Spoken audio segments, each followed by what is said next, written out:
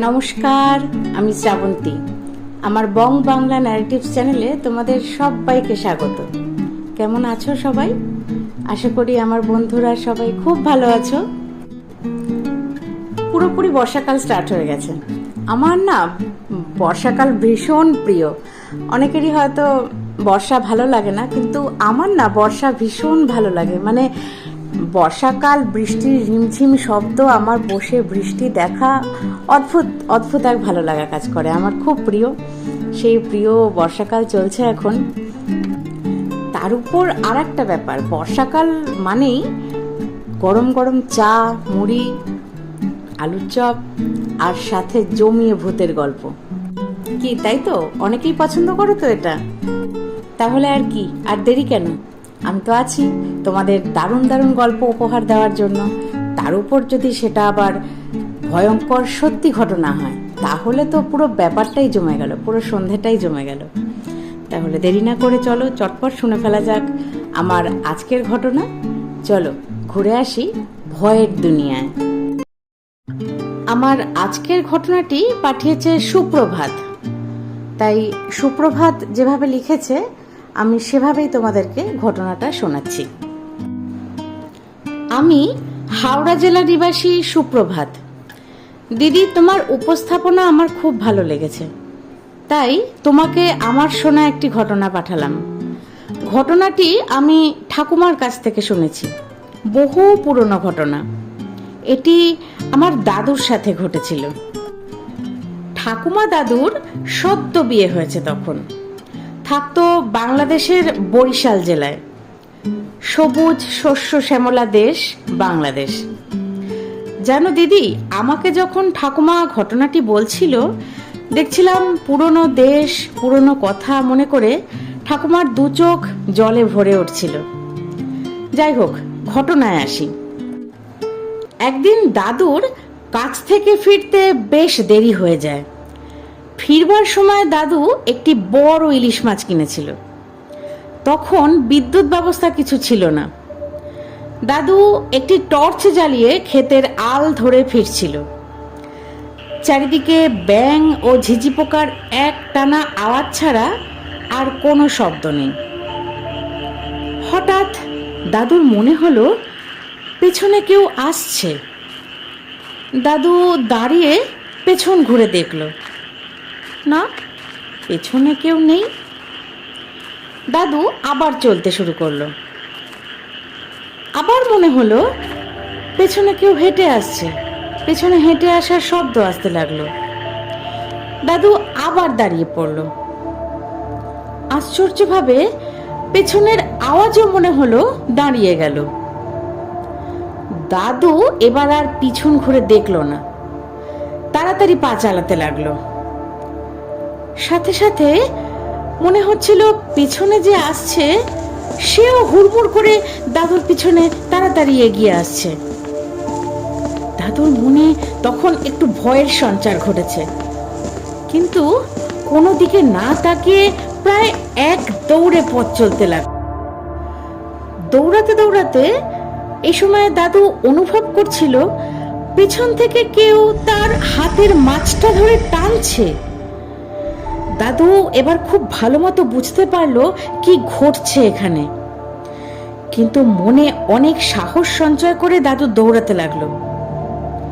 বিশাল ক্ষেত পার হওয়ার পর দাদু একটি চার রাস্তার মোড়ে এসে পড়ে। সেখানে রয়েছে এক প্রকাণ্ড এবং বহু প্রাচীন বটগাছ। সেই বটগাছের কাছাকাছি এসে পড়ার পর দাদুর মনে হলো পেছন থেকে তো তার হাত ধরে টানছিলই, সাথে মনে হচ্ছে কেউ তার ঘাড়ে চেপে বসলো। উফ, কি কঠিন পরিস্থিতি! দাদু একা একা আর এই পরিস্থিতির মোকাবিলা করতে পারছে না। কোন রকমে দুর্গা নাম জপতে জপতে শরীরটাকে টেনে নিয়ে এগোতে থাকে দাদু। তবু দাদু কিন্তু একবারের জন্য আর দাঁড়িয়ে পড়েনি বা পেছন ঘুরে দেখেও নি। এভাবেই কিছুটা এগোতেই গ্রামের সীমানায় পৌঁছয়। সেখানে ছিল মা কালীর এক বহু পুরনো মন্দির। অদ্ভুতভাবে দাদু সেই স্থানে পৌঁছানোর পর নিজেকে হালকা অনুভব করে, মনে হয় কিছু যেন ঘাড়ের থেকে নেমে গেল। দাদু এবার এক দৌড়ে বাড়িতে পৌঁছে ঠাকুমাকে ডাকতে ডাকতে বাড়ির দাওয়ায় বসে হাঁপাতে লাগলো। ঠাকুমা বেরিয়ে এসে দাদুর এই অবস্থা দেখে বেশ ঘাবড়ে গেল। দাদু একটু ধাতস্থ হয়ে ঠাকুমাকে সব বলল। শুনে ঠাকুমা তো বেশ কান্নাকাটি শুরু করে দিল, কিন্তু বিস্ময়ের তখনও আরো বাকি ছিল। দাদু এবার নিজের হাতের দিকে তাকিয়ে আটকে উঠল। পুরো গোটা মাছটা কেউ যেন খুবলে খুবলে খেয়ে গেছে, শুধু মাথা আর শির দ্বারা অবশিষ্ট রয়েছে। আতঙ্কে দুজনের মুখেই তখন আর কোনো কথা সরছে না। পরের দিন এক পীর বাবার সাথে দেখা করে ঠাকুমা।